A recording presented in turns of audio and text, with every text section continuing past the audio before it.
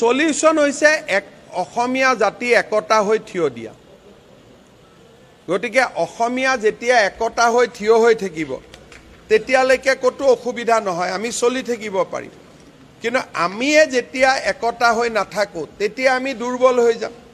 আজি ঢিঙত যদি আপোনালোকে চাই, এইটো খালি ঘটনা নহয়, অসমীয়া মানুহখিনিক বাৰে বাৰে ভীতিগ্ৰস্ত কৰি থকা হৈছে যাতে শেষ অসমীয়াখিনিও তাৰ পৰা ওলাই আহে। এদিন ঢিং অসমীয়া সভ্যতাৰ পীঠভূমি আছিলে, আজি তাত এতিয়া 10,000 অসমীয়া মানুহো নাই।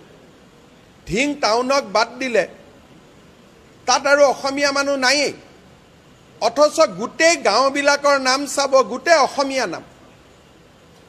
গতিকে এই ঘটনাটো অকল ঘটনা বুলি ধৰি নল'ব, ইয়াৰ পিছফালে এটা ডাঙৰ ষড়যন্ত্ৰ আছে। বৰপেটাত এটা ঘটনা যদি হয় তাত আপোনালোকে দেখা পাব ঘটনাবোৰ মাৰ্জিনত হয়।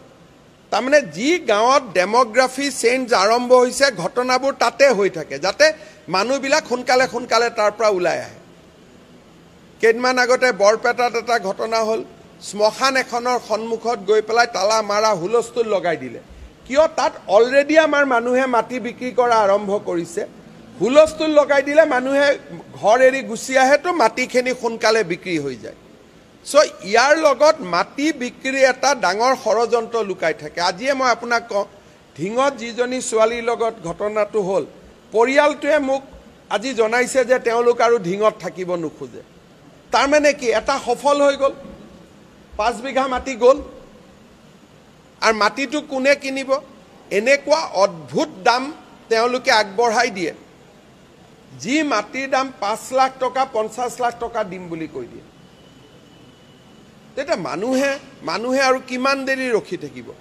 ঠিক আছে, যদি 50 লাখ টকা মই পায়ে যাওঁ, নগাঁও টাউনত মাটি এডোখৰ পাম, গতিকে মানুহে 50 লাখ টকাটো লৈ লয়।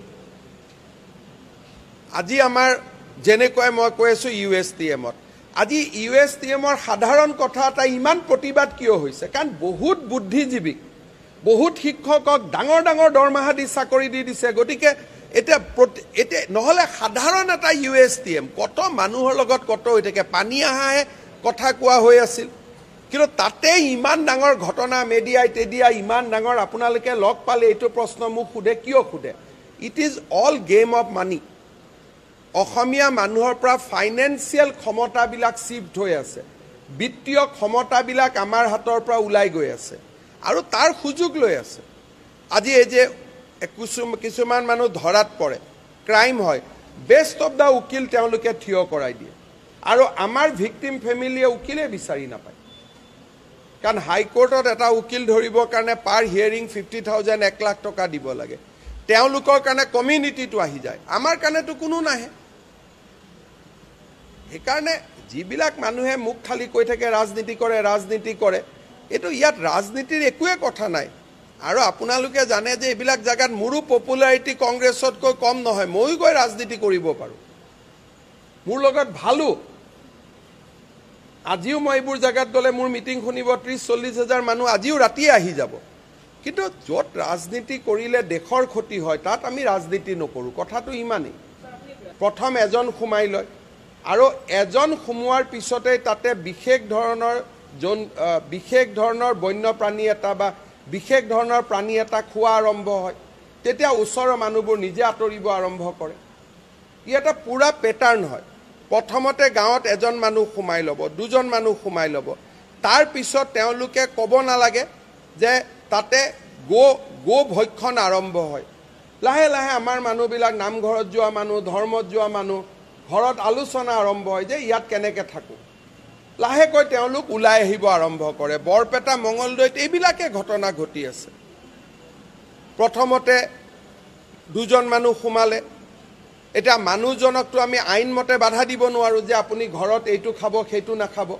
তেওঁলোকে ঘৰত এটা বিশেষ গো ভক্ষণ কৰিলে, চামৰা বা কিবা এটা বস্তু বাহিৰত পৰিলে।